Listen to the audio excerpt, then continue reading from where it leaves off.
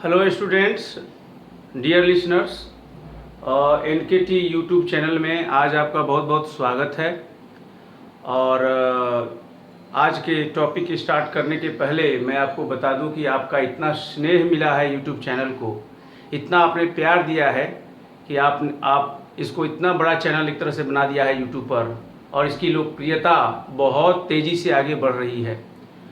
दर्शकों का काफ़ी मांग है अलग अलग विषयों पर वीडियो लेक्चर देने के लिए, और अनेक नवीनतम लेटेस्ट घटनाएं भी हैं जिस पर मैं डिस्कस करना चाहूँगा।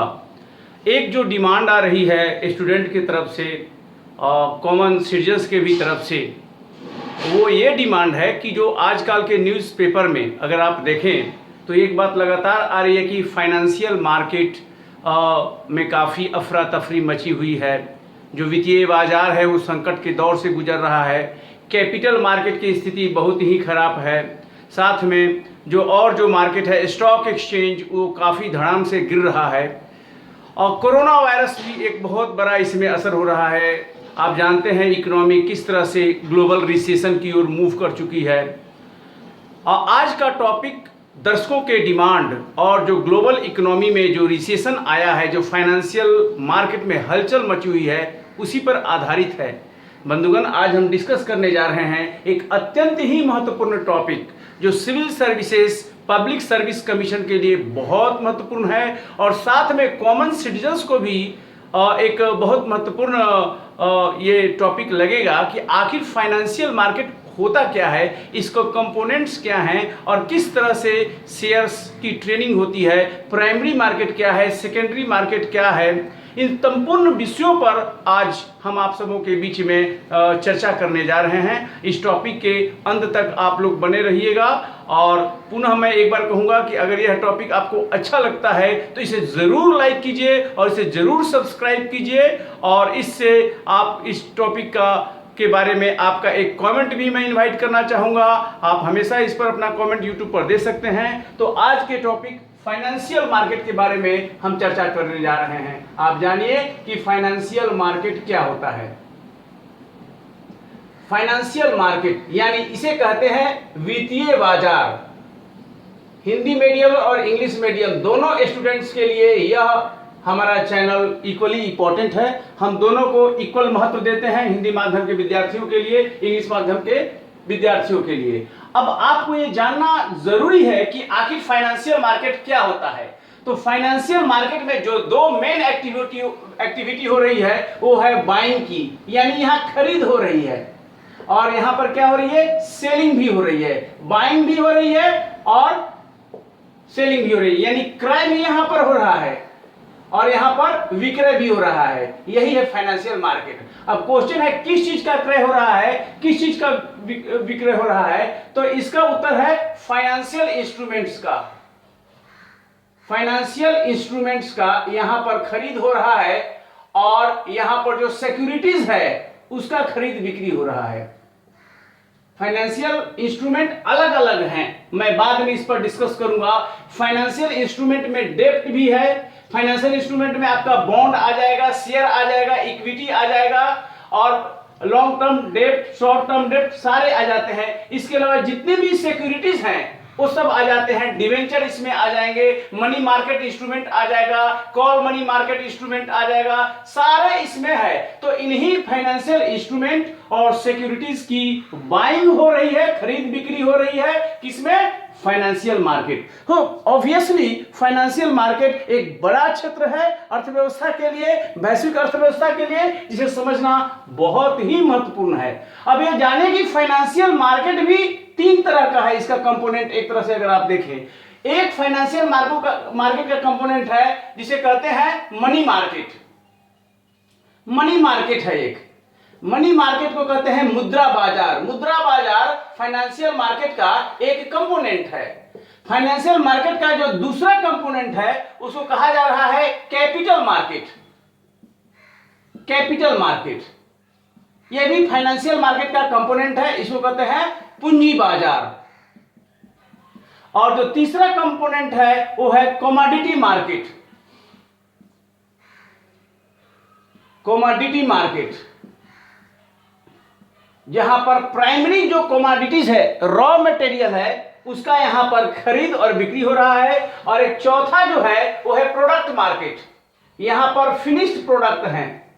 प्रोडक्ट मार्केट बिल्कुल रेडीमेड यूज करने वाला है, और यहां पर कमोडिटी मार्केट है। बेसिकली आज के इस वीडियो लेक्चर में मेरा जो मुख्य ध्यान रहेगा वो मनी मार्केट और कैपिटल मार्केट को समझने पर रहेगा। तो मनी मार्केट अगर आप देखें तो क्या होता है, तो मनी मार्केट को आप कह सकते हो कि यह शॉर्ट टर्म बोरोइंग्स है, short terms borrowings, short term borrowings and lendings, यानी कि लेंडिंग्स यानी कि अल्पकालीन यहां पर ऋण लिया जा रहा है और दिया जा रहा है, बोरोइंग हो रही है, लेंडिंग हो रही है, किस कैसा, शॉर्ट टर्म का, यानी अल्प अवधि की, अल्पकालीन। और यहां पर जो रहा है ये लॉन्ग टर्म है, यहां पर लॉन्ग टर्म यहां इन्वेस्टिंग हो रही है यहां पर, यानी कि यहां पर जो खरीद बिक्री हो रही है लॉन्ग टर्म की हो रही है, शॉर्ट टर्म की नहीं हो रही है। और यहां पर कैपिटल बिल्डिंग भी हो रहा है, यहां पर कैपिटल बिल्डिंग हो रही है, या पूंजी निर्माण का भी यहां पर कोशिश हो रहा है। और साथ में यहां पर ट्रांसैक्शन हो रहा है फाइनेंशियल सिक्योरिटीज का, ट्रांसैक्शन ऑफ फाइनेंशियल सिक्योरिटीज। ये अगर कोई पूछता है मनी मार्केट क्या है, कैपिटल मार्केट क्या है, तो जो मुख्य विशेषता है कि मनी मार्केट जो मुद्रा बाजार है वो शॉर्ट टर्म बोरोइंग्स और लेंडिंग से संबंधित है। यहां पर शॉर्ट टर्म किए जा सकते हैं, और शॉर्ट टर्म का मतलब है लेस देन 1 ईयर। और जो लॉन्ग टर्म बोरोइंग्स है, लेंडिंग्स है, जहां पर लॉन्ग टर्म इन्वेस्टमेंट की बात हो रही है, जहां पर कैपिटल फॉर्मेशन की बात है, जहां पर फाइनेंशियल सिक्योरिटीज का लेन देन हो रहा है, ट्रांसैक्शन हो रहा है, यह कैपिटल मार्केट का सब्जेक्ट मैटर है। और यहां पर जो नॉर्मली जो टेन्योर है वो 1 ईयर एंड एबव है, 1 साल या उससे ज्यादा का जो इस तरह से इन्वेस्टमेंट हो रहा है, खरीद बिक्री हो रही है, ट्रांसैक्शन हो रहा है, वो कैपिटल मार्केट का विषय है। अगर तो 2 तरह के मार्केट बेसिकली हो गए फाइनेंशियल मार्केट में, एक मनी मार्केट हो गया, दूसरा कैपिटल मार्केट हो गया। अब क्वेश्चन है कि मनी मार्केट इसका रेगुलेटर कौन है, मतलब कि इसको रेगुलेट करने वाला, इसका जो रेगुलेटर है, विनियामक है, वो कौन है। तो जो रेगुलेटर है मनी मार्केट का, चूंकि ये शॉर्ट टर्म ट्रांसैक्शन यहां पर हो रहा है, तो इसका है रिजर्व बैंक ऑफ इंडिया।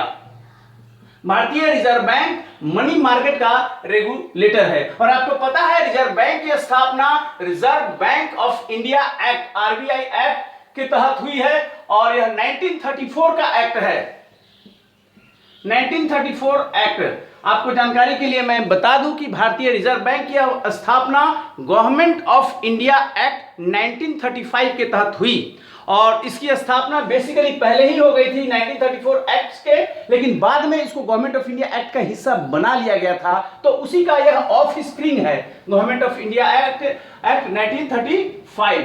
और आपको मैं बता दूं इस तरह से, लेकिन इसकी बेसिकली स्थापना जो हुई 1 जनवरी को इसकी स्थापना हुई, अप्रैल में 1935 में, इस डेट से आरबीआई अस्तित्व में आया। और इसके अलावा 1 जनवरी 1949 को आरबीआई का राष्ट्रीयकरण हो रहा है, जिसे कहते हैं नेशनलाइजेशन।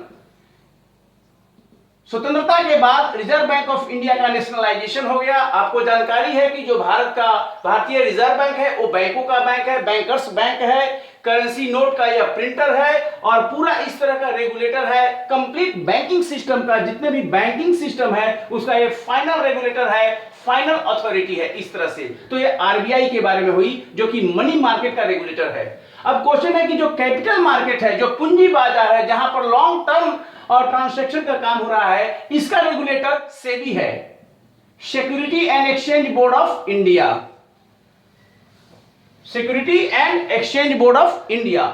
शुरू में इसकी स्थापना 1988 में हुई as a non statutory body, गैर सांविधिक निकाय के रूप में यह अस्तित्व में आ रहा है सेबी। 1988 में इसकी स्थापना हुई, लेकिन बाद में सेबी एक्ट बन गया, पार्लियामेंट के एक्ट के द्वारा सेबी एक्ट पास हुआ 1992 में, और सेबी को एक स्टैट्यूटरी बॉडी का दर्जा दिया गया, और इस प्रकार 30 जनवरी 1992 से सेबी एक संवैधानिक निकाय के रूप में आ गया।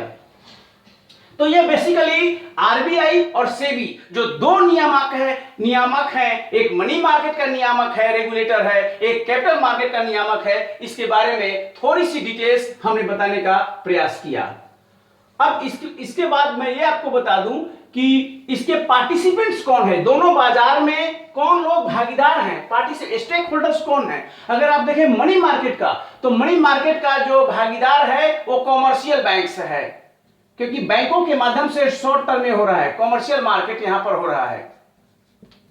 तो कॉमर्शियल मार्केट इसका भागीदार है, सबसे बड़ा भागीदार कॉमर्शियल मार्केट है। इसके अलावा यहां पर अगर देखेंगे तो लाइफ इंश्योरेंस कॉर्पोरेशन है, एलआईसी यहां पर है। यहां पर जितने भी इन्वेस्टर्स हैं ये सब इसके स्टेक होल्डर्स है, भागीदार हैं। और इस तरह से जितने भी फाइनेंशियल इंस्टीट्यूशंस हैं वो सब इसके भागीदार हैं। ऑल फाइनेंशियल इंस्टीट्यूशंस, इन्वेस्टर्स जो इन्वेस्ट करने वाले लोग हैं, और जो एलआईसीज है, जितने भी कॉमर्शियल बैंक्स है, इन जो कमर्शियल बैंक्स का हिस्सा है शेड्यूल्ड बैंक्स, तो उसमें भी ये सारे भागीदार हैं। और अगर यहां पर देखें कि यहां पर भागीदार कौन है, अगर यहां पर, तो यहां पर भी बैंक्स हैं,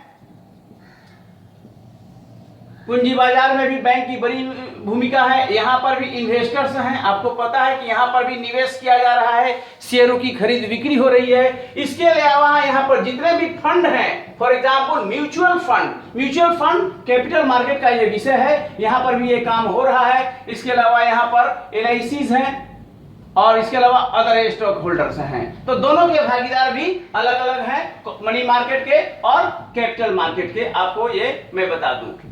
अब इसके मनी मार्केट पर हम बाद में थोड़ा डिस्कस करेंगे, पहले हम कैपिटल मार्केट के जो और बाइफर्केशन है उसके बारे में आपको चर्चा मैं कर दूं।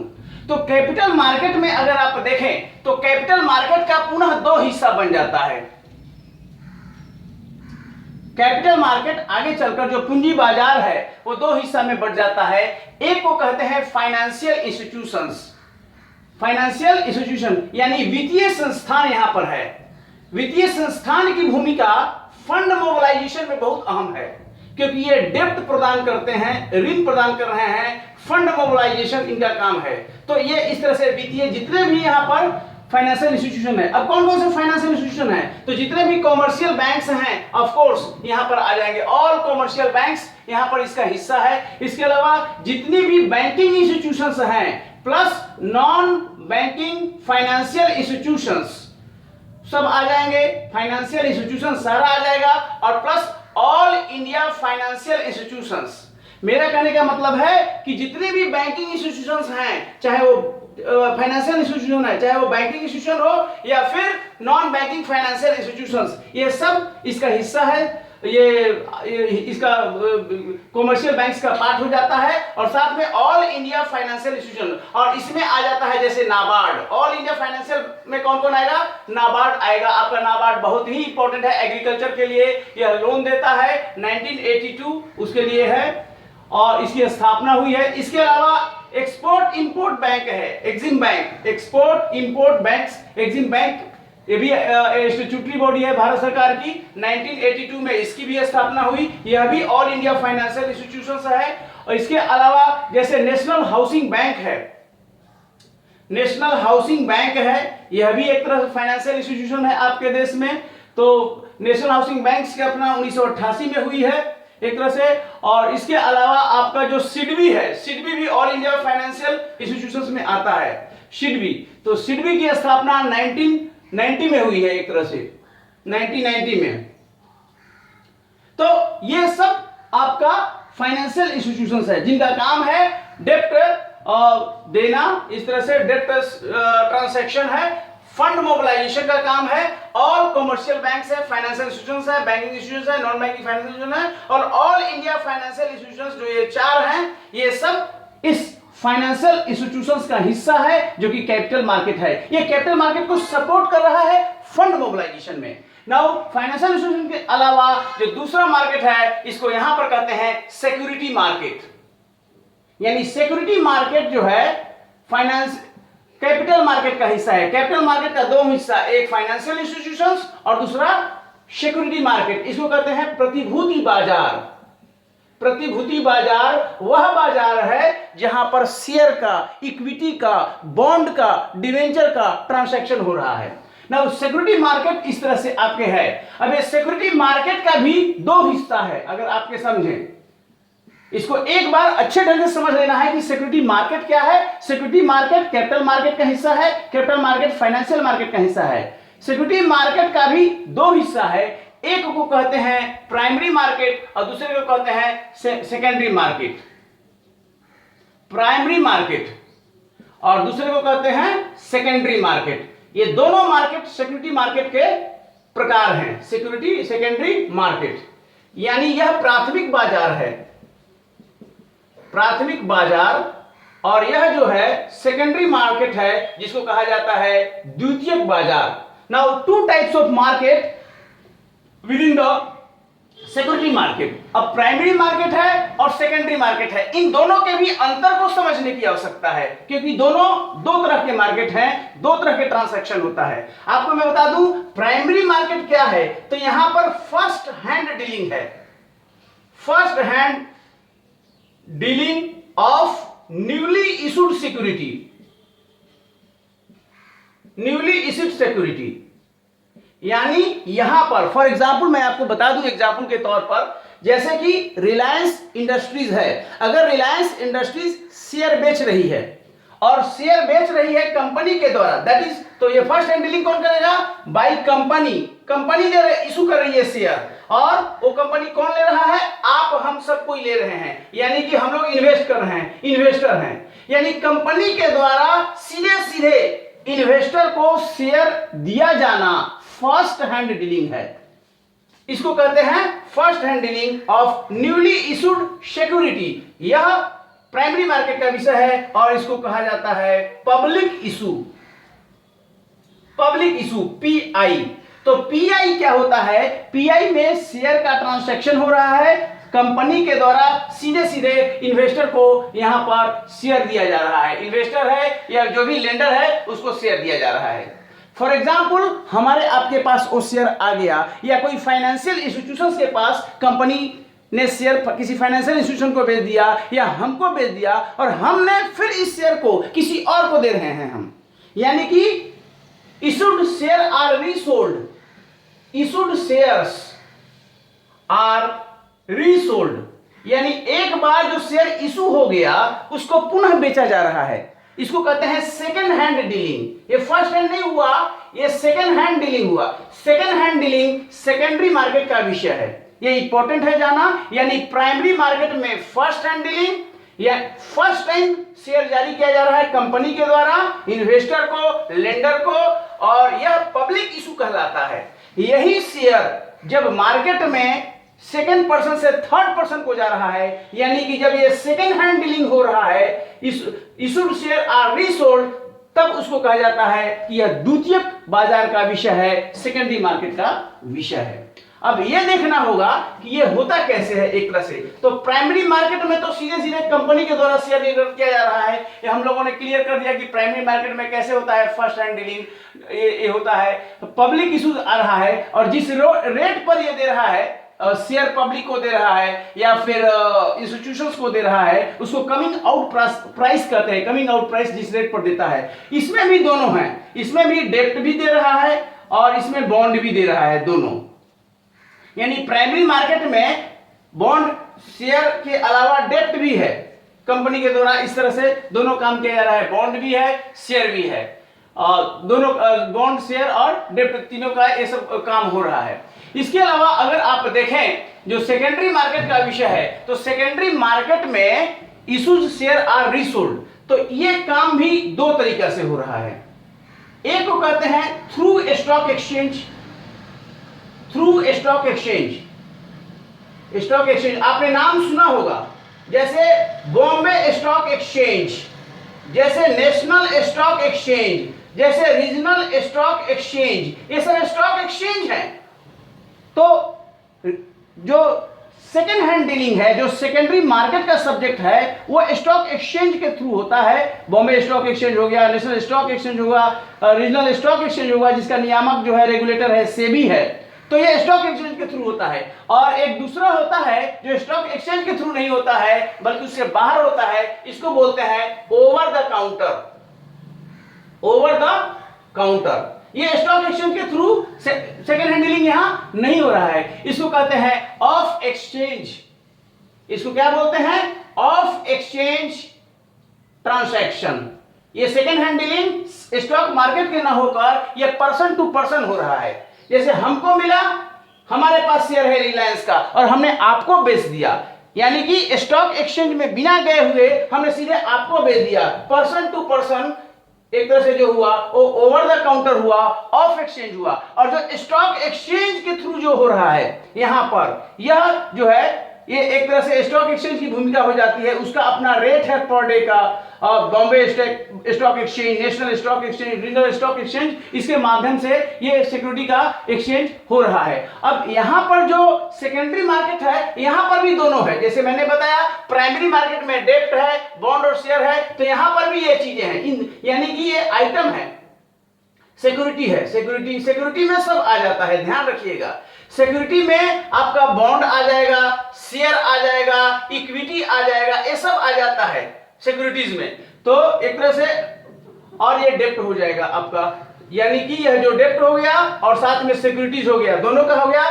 सिमिलरली प्राइमरी मार्केट में भी डेब्ट का हो रहा है और सिक्योरिटीज का भी हो रहा है, दोनों का। लेकिन ये लॉन्ग टर्म ट्रांजैक्शन है, जैसा कि मैंने पहले भी आपको बताया है। तो इस तरह से है।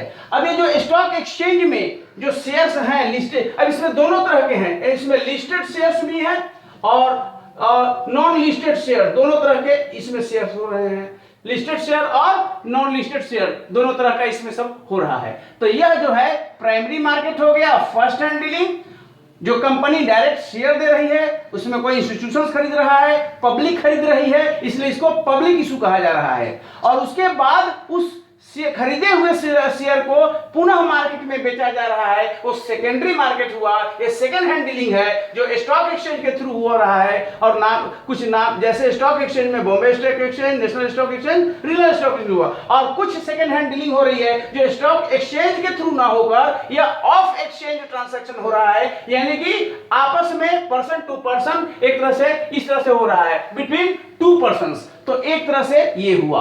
तो हमने बताया ये फाइनेंशियल मार्केट है, इसमें मनी मार्केट हो गया शॉर्ट टर्म ट्रांजैक्शन, ये लॉन्ग टर्म ट्रांजैक्शन हो गया। कैपिटल मार्केट लॉन्ग टर्म में फाइनेंशियल इंस्टीट्यूशंस आ गए। मैंने बताया कैसे कैसे फाइनेंशियल इंस्टीट्यूशन है जो फंड मोबिलाइजेशन का काम कर रहे हैं, डेट ट्रांजैक्शन कर रहे हैं। और दूसरा हो गया सिक्योरिटी मार्केट। सिक्योरिटी मार्केट में प्राइमरी मार्केट, सेकेंडरी मार्केट, और सेकेंडरी मार्केट में जो stock exchange through stock exchange है, और ये है ओवर द काउंटर यानी ऑफ एक्सचेंज। इस तरह से एक कैपिटल मार्केट का विषय हो गया। अब आपको थोड़ा मैं ये भी बता दूं कि जो हमने बताया था आपको मनी मार्केट मैंने क्या बताया था कि money market short term transaction हो रहा है, यानी कि लेस देन 1 ईयर के लिए है, ये लेस देन 1 ईयर। और जो कैपिटल मार्केट है वो मोर देन 1 ईयर के है। तो इसमें कई एक है। इसमें फॉर एग्जांपल आपको ट्रेजरी बिल मिलेगा। ट्रेजरी बिल क्या है? ट्रेजरी बिल जो है आपका मनी मार्केट इंस्ट्रूमेंट है। ट्रेजरी बिल को शॉर्ट टर्म गवर्नमेंट सिक्योरिटी कहते हैं। इसको शॉर्ट टर्म गवर्नमेंट सिक्योरिटी कहते हैं ट्रेजरी बिल को। अब ट्रेजरी बिल शॉर्ट टर्म होता है, 91 डेज का है, 182 डेज का है, 364 डेज का है। ये ट्रेजरी बिल हुआ। तो ट्रेजरी बिल क्या है? ट्रेजरी बिल भी मनी मार्केट इंस्ट्रूमेंट है। ट्रेजरी बिल का भी एक बाजार है, इसलिए इसको ट्रेजरी बिल मार्केट कहते हैं। यानी जिस मार्केट में ट्रेजरी बिल का लेन देन हो रहा है, मनी मार्केट इंस्ट्रूमेंट हो गया। दूसरा होता है कॉल मनी। कॉल मनी का खरीद बिक्री हो रहा है। कॉल मनी क्या है? तो कॉल मनी भी शॉर्ट टर्म है। ये भी शॉर्ट टर्म यहां पर ट्रांजैक्शन है, यानी कि ये एक तरह से समझिए 1 डे का है। 1 डे का आपको 2 घंटे के लिए पैसे चाहिए, 4 घंटे के लिए चाहिए, 8 घंटे के लिए चाहिए। शॉर्ट टर्म 1 डे मैक्सिमम, इसका ये शॉर्ट टर्म हो गया। तो इसको कहते हैं money at short notice. Call money को मनी एट शॉर्ट नोटिस भी बोला जाता है। कॉल मनी को ही ओवरनाइट भी मनी बोलते हैं, ओवरनाइट मनी। तो कॉल मनी 1 डे का है, 2 घंटे के लिए, 1 घंटे के लिए जो मनी का लेन देन हो रहा है वो कॉल मनी। अब कॉल मनी का जो ट्रांसैक्शन से संबंधित मार्केट है उसको कहते हैं कॉल मनी मार्केट। जिस रेट पर कॉल मनी का लेन देन हो रहा है उसको कहते हैं कॉल मनी रेट। तो call money rate, call money, call money market, ये सब विभिन्न है। उसके अलावा अगर आप देखेंगे तो इसमें कॉमर्शियल पेपर्स भी हो गए। कॉमर्शियल पेपर्स ये भी मनी मार्केट इंस्ट्रूमेंट है। कॉमर्शियल पेपर्स, कॉमर्शियल पेपर्स भी शॉर्ट टर्म डेट ऑब्लिगेशन है और ये 1 to 270 डेज का होता है। शॉर्ट टर्म डेट ऑब्लिगेशन है जिसकी अवधि 1 से 270 दिनों की होती है और ये इशूइंग बैंक और ये कंपनी के द्वारा बैक किए जाएंगे। जो इसको इशू कर रहा है इशूइंग बैंक है या जो इशूइंग कंपनी है, they take onus for the amount of this commercial papers।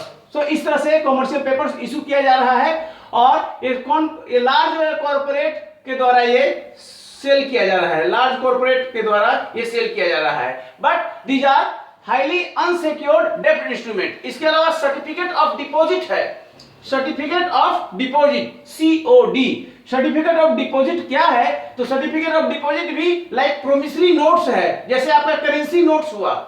Certificate of deposit is also like promissory notes, इस तरह से एक है और यह बैंक के द्वारा इशू किया जाता है by bank in the form of certificate, एक प्रमाण पत्र के रूप में ये इशू किया जाता है। And this is similar to bank term deposit. Bank में जैसे टर्म डिपॉजिट होता है वैसा ही ये है, similar to bank term deposit. इसके अलावा अगर कहें तो नोटिस मनी भी है। नोटिस मनी 2 से 14 दिन के लिए होती है, 2 से 14 दिन के लिए। इसके अलावा अगर आप देखें तो इसमें आपका टर्म मनी भी है। Term money more than 14 days के लिए होता है। तो ये कौन से एग्जाम्पल हैं? ये सारे एग्जाम्पल मैं मनी मार्केट का दे रहा हूं। ट्रेजरी बिल हो गया, आपको ट्रेजरी बिल की अवधि अलग अलग होती है। वैसे ही कॉल मनी है तो कॉल मनी 1 डे के लिए है, 2 घंटे के लिए पैसा चाहिए, 4 घंटे के लिए चाहिए, 8 घंटे के लिए, 10 घंटे के लिए, 12 घंटे के लिए, 1 डे के लिए पैसा चाहिए, कॉल मनी हो रहा है। कॉमर्शियल पेपर्स है, ये भी 1 से 270 दिन के लिए होता है।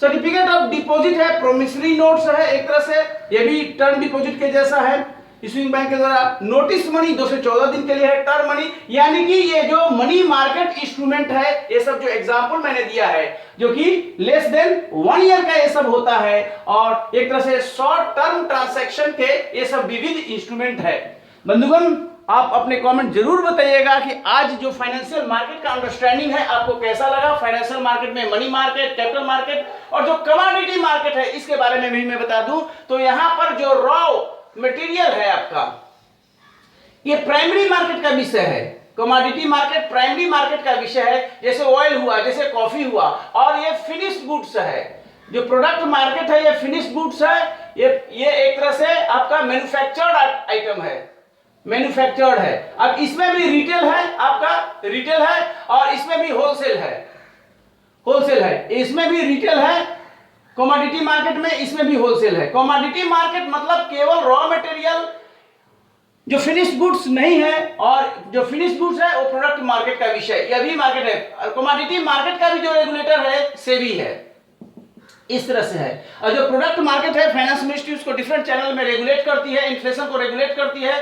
कंपटीशन कमीशन ऑफ इंडिया भी कंपटीशन को ये करता है, रेगुलेट करता है, सारे जितना भी कंपटीशन है ओवरऑल। तो कुल मिलाकर इस तरह के सब मार्केट है, फाइनेंशियल मार्केट है, वित्तीय बाजार है, शॉर्ट टर्म, लॉन्ग टर्म। और ये एक अंडरस्टैंडिंग बहुत जरूरी है यूपीएससी में। जब ये आप समझेंगे कहां रोल है सेबी का, स्टॉक एक्सचेंज कैसे काम करता है, तो ये चीज है। अगर आपको इस बारे में रिटन मटेरियल भी चाहिए तो आप अपने रिटन मटेरियल तो आप अपने कमेंट में अपना मोबाइल नंबर दीजिएगा तो व्हाट्सएप किया जा सकता है, आपको ईमेल भी किया जा सकता है, आप ईमेल भी नोट कर सकते हैं। अगर आपको इसका रिटन मटेरियल चाहिए, टेबुलर फॉर्म में ये पूरा अंडरस्टैंडिंग चाहिए, तो आपको वो भी हम ईमेल के थ्रू आपको प्रदान कर देंगे। Mission to crack UPSC, mission to crack upsc.civilservicesexamination@gmail.com। Mission to crack UPSC, ये कैपिटल में है, UPSC dot civil services exams capital में @gmail.com। इस पर आप अगर ईमेल करते हैं तो आपको जो रिटन मटेरियल है, पूरा फाइनेंशियल मार्केट का जो टेबुलर रिप्रेजेंटेशन है, उसको हम आपको भेज देंगे। आप उसको देख सकते हैं और बेहतर ढंग से समझ सकते हैं। और आप कमेंट में भी YouTube में करेंगे तो उसके माध्यम से भी आपको भेजा जा सकता है। अपने मोबाइल नंबर आप दे सकते हैं, उसके माध्यम से भी आपको व्हाट्सएप किया जा सकता है। तो आप आज का वीडियो ये कैसा लगा आप जरूर उसको देखिए, समझिए। कहीं कोई अगर डाउट होगा तो आप जरूर उसको डिस्कस करेंगे। मैं ट्राई करूंगा कि उसको रिजोल्व करें। और thank you for patience listening and आप जरूर इसको सब्सक्राइब कीजिए। आने वाले दिनों में आपको हम बजट के बारे में भी बताने जा रहे हैं और इस तरह से आपका मार्ग जो आपका कंपटीशन का मार्ग इससे बहुत आसान होगा, एक बेहतर अंडरस्टैंडिंग बनेगी। Thank you very much.